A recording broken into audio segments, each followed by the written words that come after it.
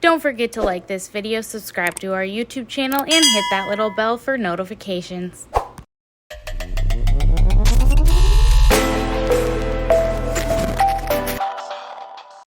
Welcome back to the Coffee House Podcast. This is episode 10, and we are here at Greenlight. David is not here because I'm still West River. We're with Dalton and Hannah. And what do you guys do here? I'm the regional manager for Greenlight. I am the general manager of Campbell. All right, so these are the first Budtenders or people who work in a dispensary that we've had on the show. So it's going to be a little bit different from other episodes because these guys actually know the nuts and bolts of what's going on. So first things first, we always start with background. So business, who is Greenlight? What sets you guys apart from anybody else? Individually or as a company? Both. Both. I guess I'm not sure what would set us apart other than attitude and passion. I think those things cohesively exist in a good business, especially in the cannabis industry. We don't have a lot of room for that. So individually, that's where I try to succeed, and I think all of the team for Greenlight does that. So, but as a company, I think Greenlight succeeds by keeping their patients in mind first, always. I mean, they should not have to break the bank to get their medicine. So the industry obviously is brand new to the state. So being a dispensary, what are some of the roadblocks or issues you've run into and had to deal with? Just day-to-day operation type thing? Yeah, like that, or maybe issues with zoning or the state or anybody coming in and bugging you, that kind of thing. I think it's an ever-changing, curving industry, and I think we're all kind of learning as we go. The industry itself's learning, and so is the state.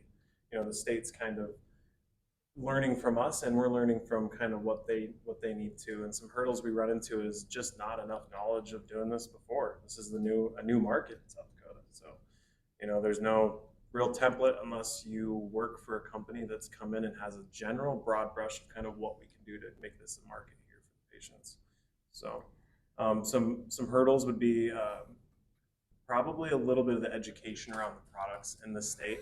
A lot of people might not have the best knowledge of what medicinal needs that they can find in cannabis products. And I think that as a cultivator, that's their number one responsibility, is making sure that each dispensary that holds your product can accurately articulate what it can do for you, how, what it contains. So it's a lot of work to get it onto the table for everybody and at a fair price. So that's a good perspective. We hear a lot of people complain about things and whatever, right? But not a lot of people say, hey, if you just tell us what we're selling, that helps, right? We do a lot of internal research. So Hannah's really good with making sure that, she has somewhat of a prior knowledge, if she doesn't already know, about a product that's going to be here. So their Budtenders, even if she's not here, they can have a general broad brush, at least before we get that product, which that's going to be the first question we get if somebody's never done a concentrate. That's probably a 70+%, product there. So that's something that, a Budtender should know and be able to get somebody into the right product right away with no tolerance whatsoever, or no knowledge of the product. So on the east side of the state, there's literally a war going on between the smoke shops and the dispensaries because of Delta 8 and not necessarily the CBD stuff so much, but the Delta 8, right? So how does that work out here? You guys have the same issue with the Delta 8 confusion, people not understanding it's not the same thing as actual marijuana or, that type of thing. Mm-hmm. Do you have the same issue out here? As far as a divide? Or just people being confused about it, not knowing what it is. Yeah, I would say that people are probably a little bit ill-educated on exactly how Delta gets onto the counter. Not that it's a bad product, it's just not regulated. That's where the divide happens between the cannabis industry and the Delta industry.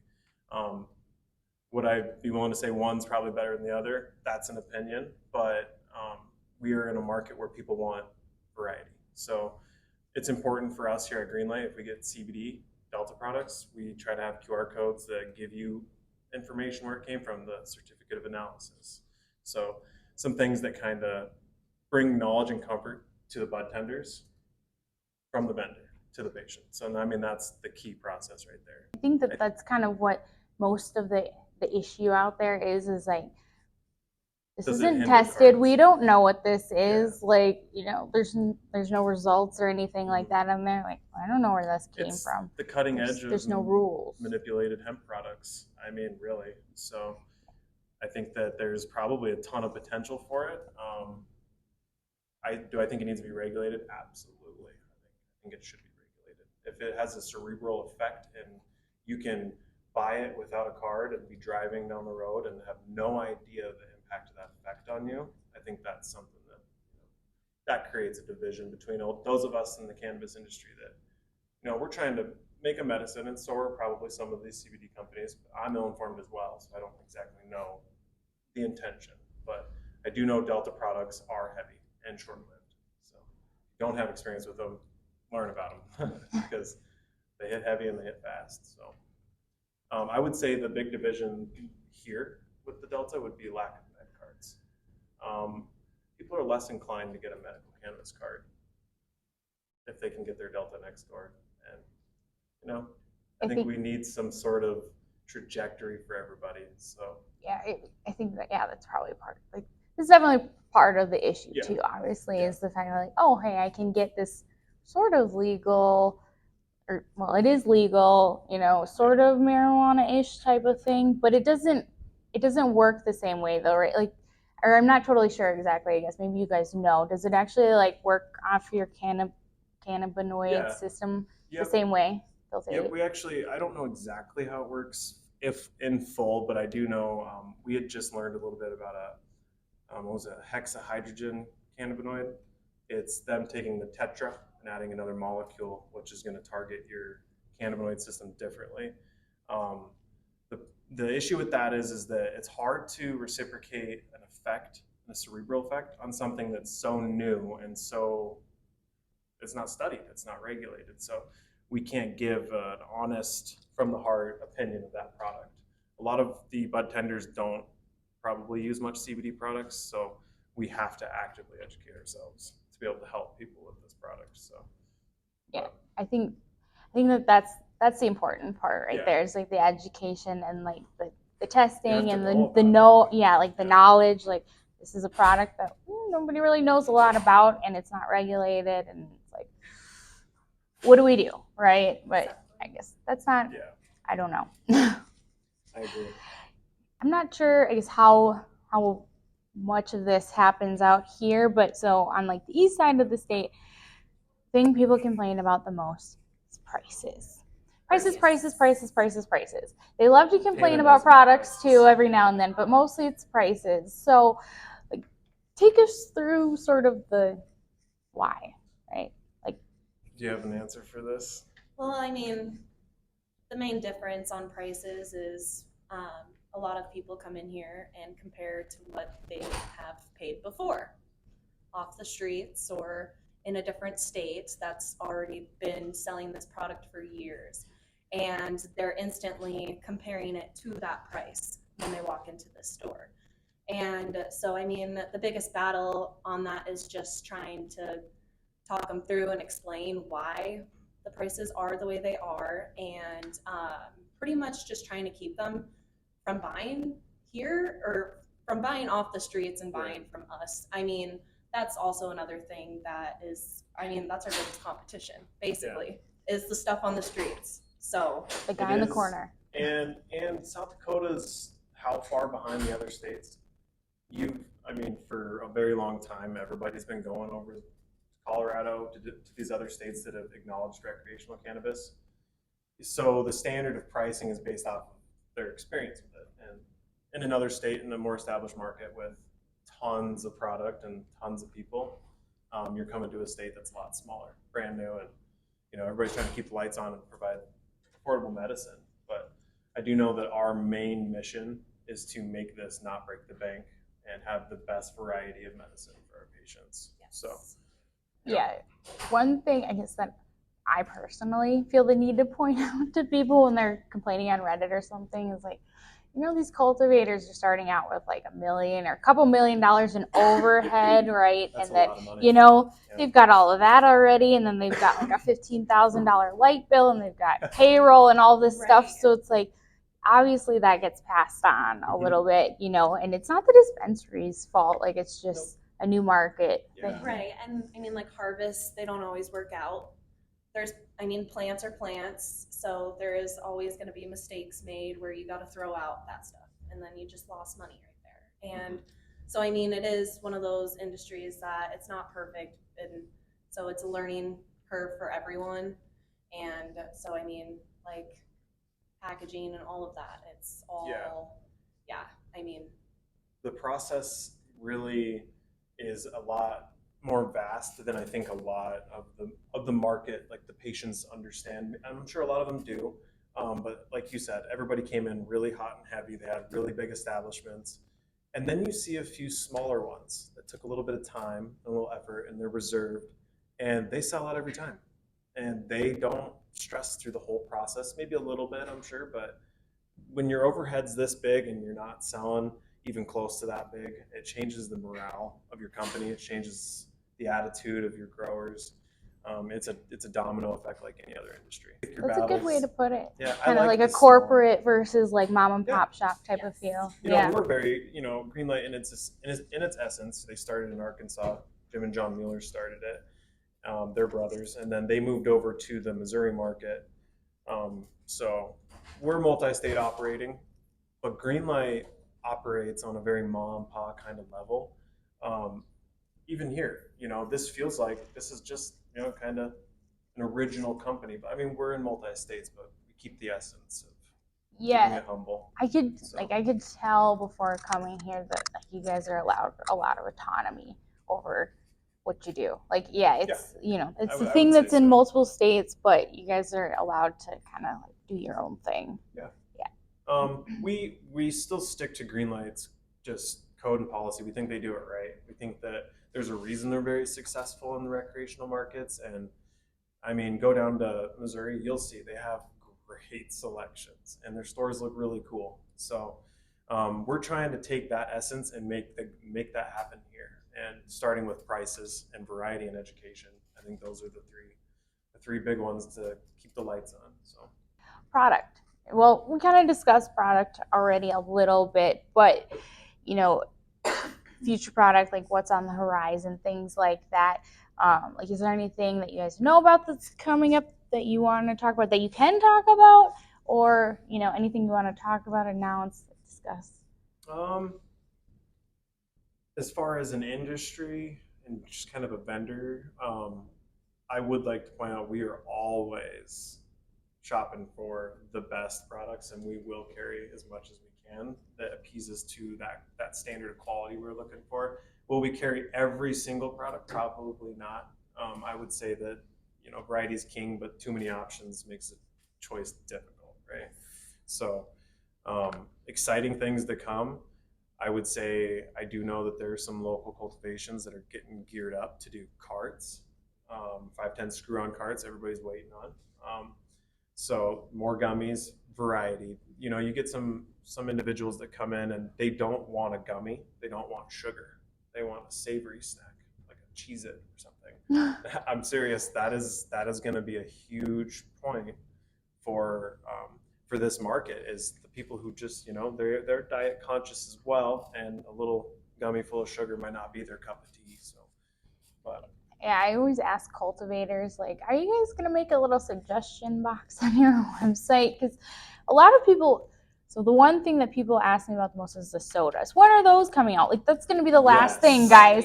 Put your tincture in your soda if that's what you want to do, because it's going to be a while before that's a thing. And older people really like the topical stuff. They really want topicals, really, really want topicals. And, that I feel like that's probably the next thing that they're going to dive into, I think, or it seems like that anyways. Do you guys have kind of the same experience, like with older people really want the topicals? Sure. And Or they just can't, inhalation of any smoke is obviously not the best for your health. So it's a little more difficult with certain things as you get older. But yeah, for sure, tinctures, that is a market for sure. I think it's easy, it's recognizable, and some of the older crowd might still have some stigmas of counterculture, I feel like, where they might not be as keen to socially accept the act of inhalation or something. So a tincture is a really good median for somebody to be able to get their medicine and quick and easy without having to overthink it. So, you know, controlled dosing too. That's another thing with tinctures is, you know, you have an idea of what you're putting in. So that's really important. That's a good point, actually. Yeah. So we had Hunter on. Yeah, so it was like 2 episodes ago.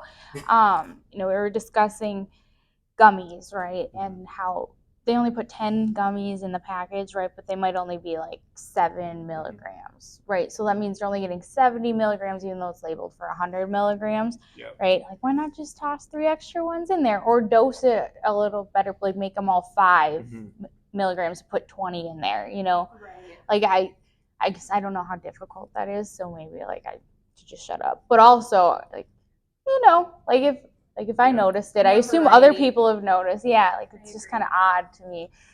It is odd, but I mean, with every, you know, action there's a reason behind that, and I think that's more of a state reasoning.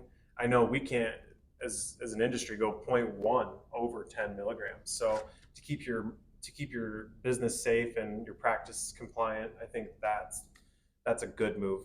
Throwing in an extra gummy or two, you know, it's like, does the gummy have 7.5 or is it 7.1? And then all of a sudden, instead of having 10 gummies that's advertised on the package, they're now looking at 12. It opens up doorways for questions. I think that change happens on the state level first, and that's raising that cap to 1,000 in a package.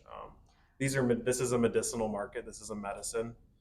People got to buy multiple packages just to get anything out of it sometimes. So you're the first person that's ever brought up the idea of actually increasing like the amount that you can get in a package. Yeah. So I've never even really thought about that, like taking it to the legislature and be like, hey, should raise 1,000. It. Yeah. That's kind of our industry standard across, you know, all these recreational markets that are seasoned veterans in this. I mean, it'll do well, I think. So let's see, like 1,000. So what's that, like? How many 10 milligram gummies? So you could do 10 gummies at 100 milligrams a piece, for instance. Or you could do, you know, a variety of 20 milligrams, and you can break down your math. So, you know, that's 50 milligrams a gummy. So I think that, you know, there's a lot of cost involved when you keep having to reoccur at the same place to get your medicine, right? So each time you drive there, each time you go through all the works to get there, it feels like more marketing than it does medicine when you're at 100 milligrams a package. It kind of feels like almost redundant. It don't make a lot of sense. So I would agree with that. Yeah. I mean, our hands are tied as an industry, but you know, I mean, these are things that I'm sure we're all thinking of that we could work together to kind of push through, because there are a lot of people who eat edibles over inhalation of cannabis products, as well as tinctures. Yeah, I feel bad for you guys out here because you don't have as many edibles as we do right on the corner. The other side. Like, I was a little surprised when I went into some of the dispensaries, like, oh, like, you guys don't have a lot of edibles yet. But I mean, now I know Genesis is going to be coming out. Yeah. You know, there'll be more stuff Super coming excited out, about that. and all the new cultivators are out here, which is like a good chunk of the reason why I needed to come out here in the first place, because I needed to like see what's going on, you know. Well, like and you said, different sides of the state, different energies. You're going from a maybe not so competitive side of the state to a, you know, maybe a little bit more competitive side of the state with less variety. Cutthroat out here. It kind of feels like it. We keep it really fun, and I mean, we're really not here to compete directly with vendors. We're here for the patients. You know, when somebody comes in and says, "Hey, I can't afford this and that," that hits home more than so and so has this and you don't. So you know, I think breaking the bank is we got to get these prices fair for this market. So patience. It's good segue. Good job. So, like, what are some of the like things that you're seeing? So, people coming in with medical cards, right? Like, are they first-time users? Are they older people who've never used it before? are they older people who smoked when they were younger and then stopped because they became parents or something, or is it, what are you seeing? All around. It's a melting pot. I mean, so many different people are coming in constantly. We have people that are just starting out and they're much older. They've never even tried it before and are trying it now because it was recommended. We have a lot of people that have been doing it for years on years and years and are so excited to be able to come into a store in their hometown and buy this medicine that they have been wanting their whole life. So, I mean, really, the ages all vary. I mean, I'd say middle age is our biggest market, but it's the more we've been open, the more we see. And I do have I have a younger crowd, I have an older crowd. I mean, really, yeah. It's a melting pot. It is, yeah. It's really cool. It's the more it's growing, the more you see. So it's exciting. I feel like as I've been out here, the patient variety or diversity is it's more out here. On the east side of the state, it's a lot of older people, not a ton of younger people. Like I'm the exception for sure. It's mostly older people out there. And one thing that I'm always asking people is like, how did you find out like how to get your card and go to the dispensary and all that stuff, right? And especially older people maybe don't go on the internet to look it up so much, right? So has that been an issue out here for you guys? Oh yes. Yeah. I mean, we have so many people walk in and are just like, is this where I get a card? And they come into our dispensary. And so I mean, a lot of the times they are very confused on where to go, and it's nice that it does say dispensary on our building where it's like, okay, yeah, we can help you out and lead you somewhere to get that. So, I mean, that is the biggest thing. And now there is so much more resources out to find that information than there was when we opened. But I mean, yeah, a lot of the people that are trying to find it, they're making their way, which is awesome. They're walking into these dispensaries and it's like, how do I get in here? Yeah. I want to be able to buy this. It almost seems like our verbiage is tied up a little bit when it comes down to, a patient comes in and says, hey, where can I get my med card? We can't actually tell them, and we haven't, but we do say with this industry in a lot of ways, all the marketing and all the information is online. I mean, it's right there. It's all around you. So ask around, but as a dispensary, that's the one thing that is a little bit of a bummer. The best people to educate you on how to get your med card are going to be the individuals who are dealing with medical card patients. It's a little bit of a hands tied, and I don't see the progressiveness out of that. I think it's kind of a suffocating move. So, but we figured it out. It's everywhere. Just a little internet action, and you'll immediately have your answers. So. Everybody watching, coffeehouse.com/medcards, the how to get your medical card, or the coffeehouse.com/practitioners. It's got clinics and practitioners who will certify you for your medical marijuana card. So, good little plug. Yeah, we're over 10K. They can't tell you, so. We can't. Yeah, we just hit the 10,000 mark, right? Yeah, we're just a little bit over. So people forget that that's all the customers that you have available, right? And lately, I feel like the west side of the state's been doing more card certifications than the east side of the state, which is a little wild because there's less people out here. But that's something that people should definitely take into consideration when they're being critical of dispensaries and stuff, right? Like, there's only 10,000 customers for all of pretty important 10,000 patients. Yeah, I mean, we're all out here doing this in the name of just making this the best medicine that's the easily available too.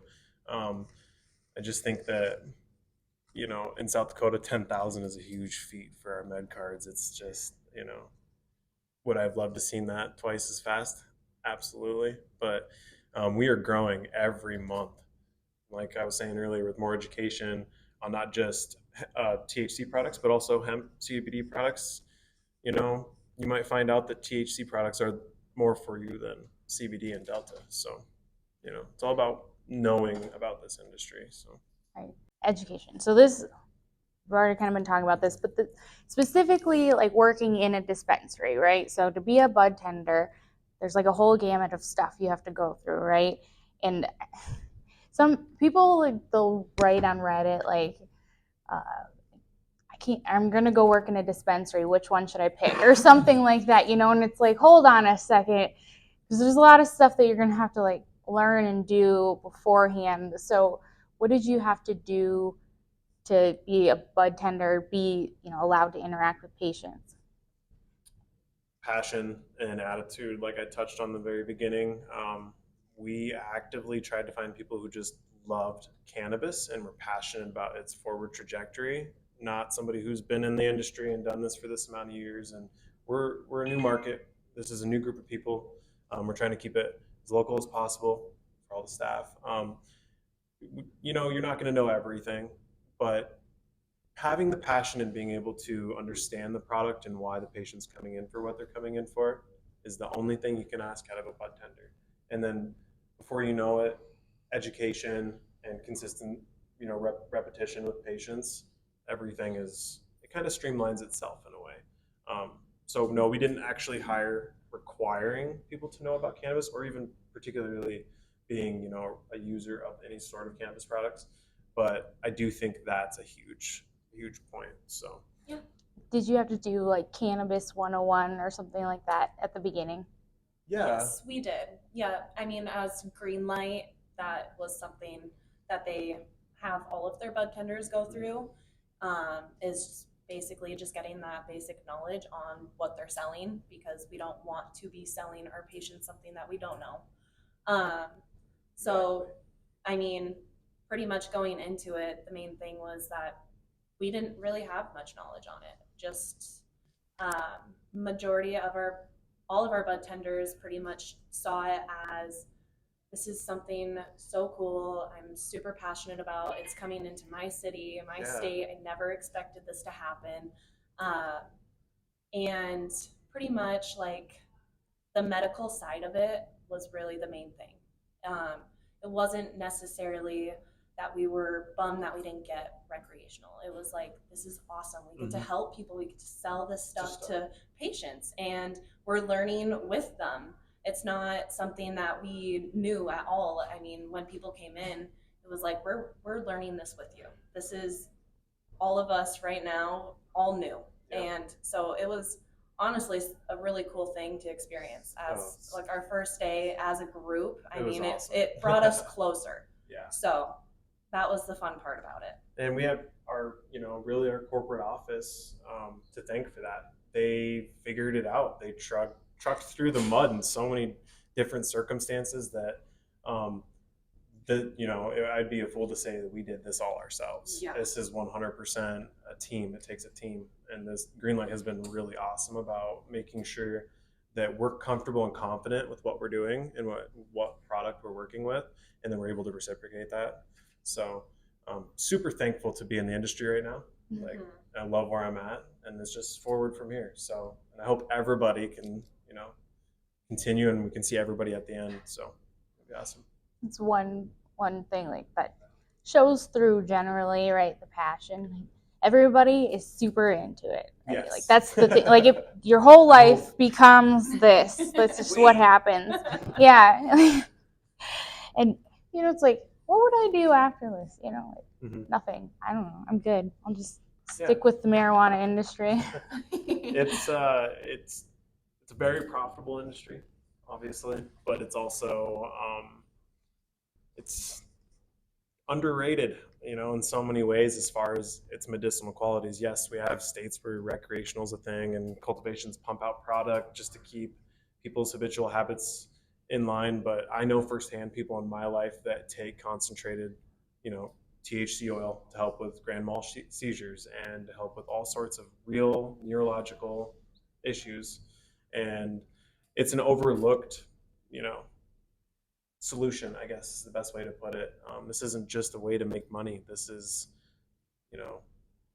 nothing like pharmaceutical. It's definitely so much different. So. And it's constantly a thing that is growing. I mean, there's new and new stuff coming out all the time, which is what I think is so cool about it, is that there's more medicine getting figured out. I mean, we're still learning more and more about it. So every day as a country, I mean. But yeah, I mean, because it's been illegal for so long, we don't have. I mean, there's an okay amount of research now, but like we don't have what we could have if there hadn't been this crazy weird stigma forever, or if doctors could specialize in this, right? I mean, it's probably coming down the road. I know people can like go to college for cannabis stuff now, but like doctors who actually like deal with this, right? Right. That would be great, it'd be really, really great.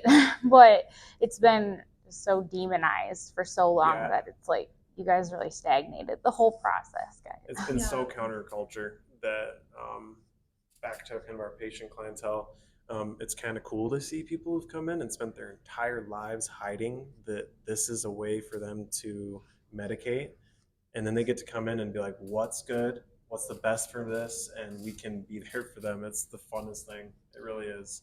Another thing too is, with it being illegal for so long, so many people that were using this before it became legal here, it's now something that they are able to talk about and discuss and be open with. And that is also a really cool thing to see, as in people are coming in and it's like, I've been hiding this my whole life, and now I get to be open about it and talk about it, and that it's helping me, and it's been helping me. So I mean, that's also another really fun thing. Very rewarding. Yes. You get to be on the other side of that and be excited for them, like genuinely excited, and you want to help them. I mean, that's part of us understanding our product, our industry, and meeting our cultivators, and also understanding their vision and goals too, because they put a lot of work into their product. We just sell it and educate at this point, but we are super grateful for our vendors over here. Yes. They really try, so it's awesome. Yeah. East River too. I mean, we've got guys. There's so much good product between both sides of the state that's where variety becomes. It's important, but it's also can be overstimulating too for a market that is not following up with education simultaneously as the market's growing. Personally, I feel like people need more information. Like they need to be connected with the resources, right? Which is kind of the mission of like what we're trying to do here with the coffee house, right? Is like try to be this outside thing that can connect normal, everyday, ordinary people with, the resources that they need to figure out how to get medicine, right? Because it's just nothing. If you go to the state website, they don't tell you that there's two separate processes. You got to go to the doctor first, and then you got to do the state stuff second. They don't. That chart is great, their little diagram, but that's only like the last half of it. You got to do the doctor part first, right? And people get very confused about that, especially with tribal cards and that type of thing. And I know you guys have Pine Ridge. Is it legal or is it medical there? I can't remember. I believe it's recreational. Yeah, recreational. So do you guys have confusion ever with people who are like, oh, but it's legal there, that type of thing? Well, actually, like when I'm pretty sure if you go on Google and look up cannabis in South Dakota, it actually pops up like first recreational dispensary opened in South Dakota. So we have people that come in all the time and just like hand us their ID, and it's like, oh no, we can't take you, it's only medical here. And then they're like, oh, well, I looked it up and it says recreational. So I mean, there is a lot of confusion just with that, because I mean, on Google it's not clear, and that's people's main information source. So yeah, I mean, we do have a lot of confusion with that specifically. And we have a lot of confusion too with how other state medical cards coming in, and we aren't allowed to take that either. So. Right, and as the industry continues, we're going to run into more of these circumstances that are going to be able to shed some light on how we can navigate this.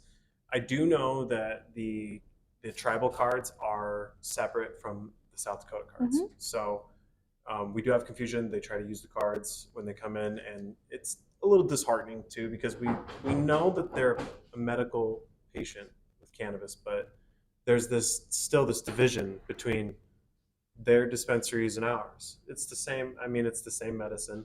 But you were touching on the difficulty of kind of them not really articulating themselves about the process to get your card. But even once you've done that, that's just the very beginning. You take a step into a store, there's so many things involved, and if you don't have a lick of experience with it, you are relying on the budtenders, and they are going to help you find something, right? So that's why we just focus so much on that.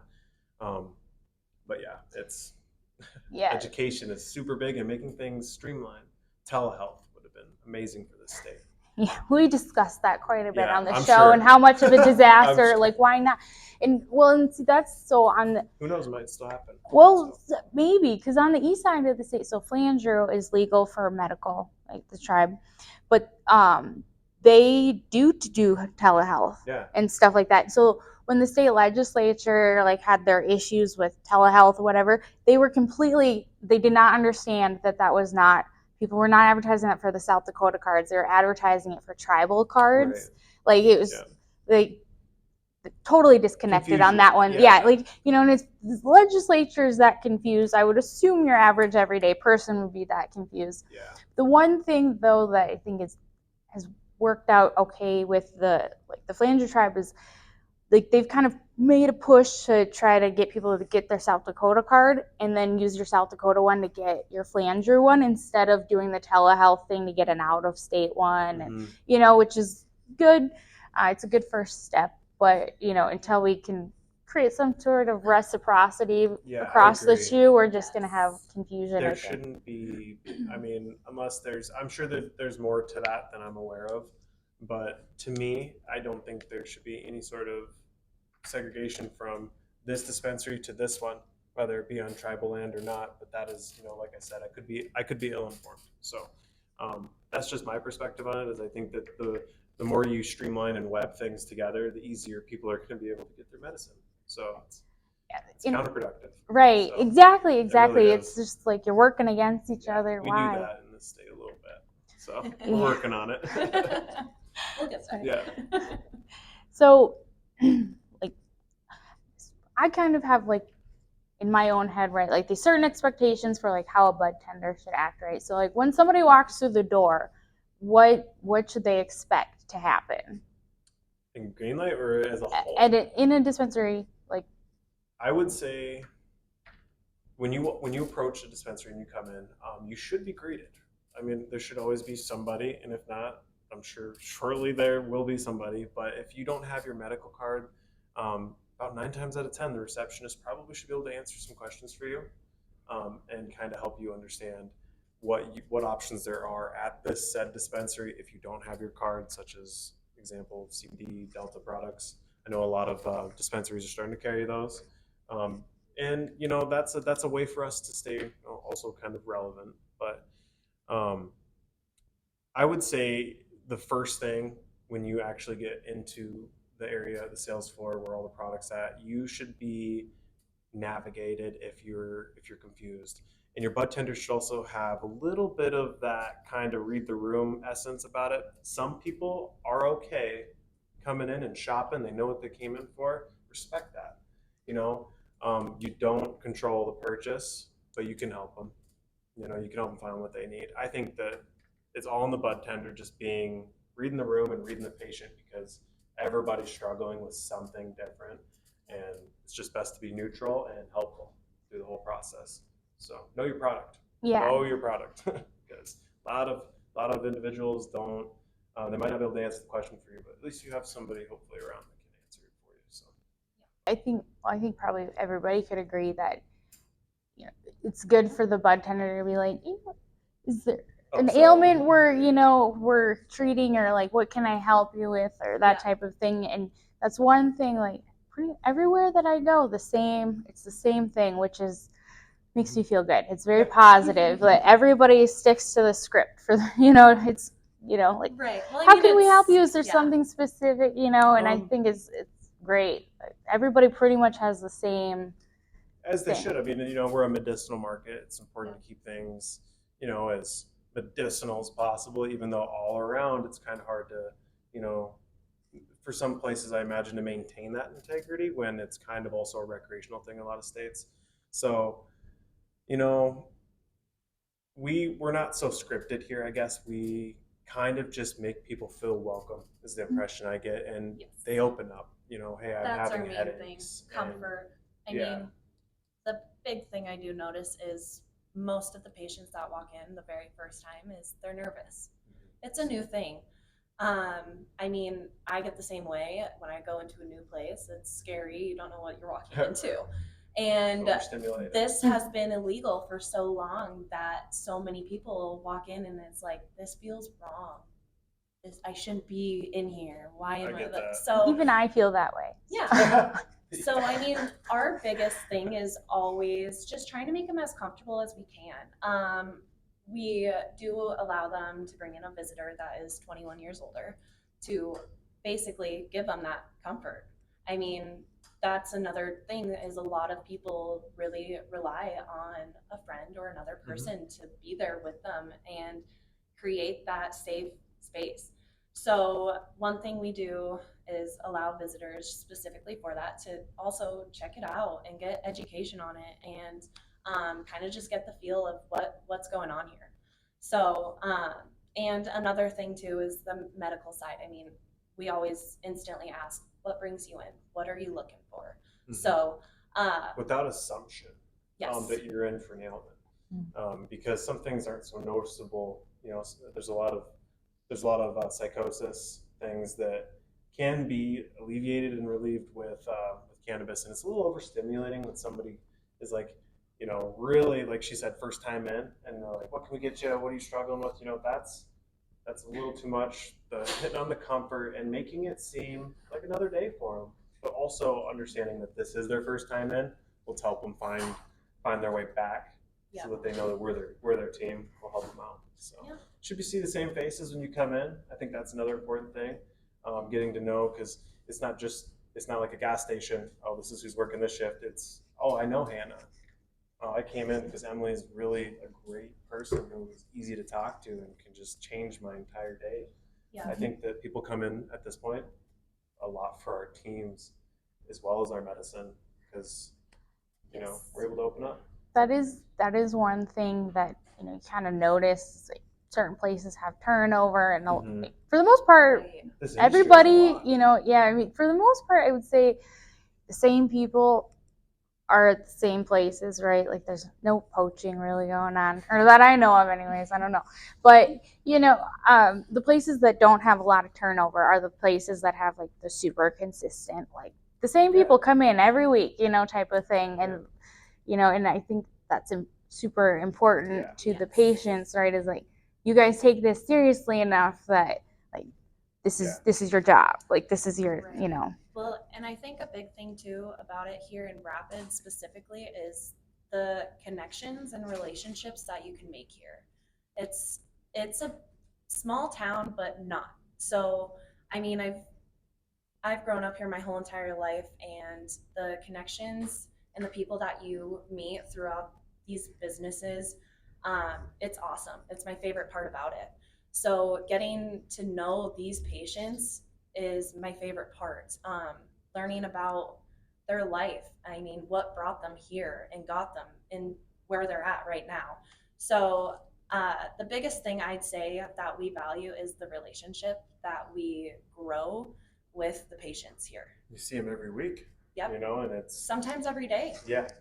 And so that's so important. And I do think that a lot of what makes a turnover rate high versus low is, you know, what are we doing it for? You know, are we trying to make as much money as possible, or are we trying to make as many patients successfully find their medication? They're in here for a reason. You know, this might not be the answer, but it could be getting them really close, and just being around a different energy of, okay, you know, this could help you without making you sick. And I think that should be an option. You know, healing doesn't always have a crisis. And I think there's, you know, as we age in this industry as a country, things will change dramatically. So just hope they federally decriminalize. Yeah, that would That'd be amazing. That'd be something, wouldn't it? Right? That would be really something. Yes. Yeah, We'll long get overdue. there. We'll get there guys. eventually, but we might be in our like 60s by then. Okay. I wrote my I'd be fine with that senior still. high school like English paper about medical marijuana, and that was, I don't want to say this. It was like 12 years ago, 11 years ago now, okay? And back then it was like this, oh my gosh, I'm going to write a paper about marijuana right now, right? And now it's like, holy crap, like medical is legal. Like people we're are going can I to, read your paper? No, I I don't. I missed. I don't know. like, it's just crazy. Like it took us that Yeah. long, Right. right? From, like that being a conversation even, right? Like 11, 12 years ago to now finally being like a thing, right? Right. Like it's taken that span of time just to get this far. It just moves so slow.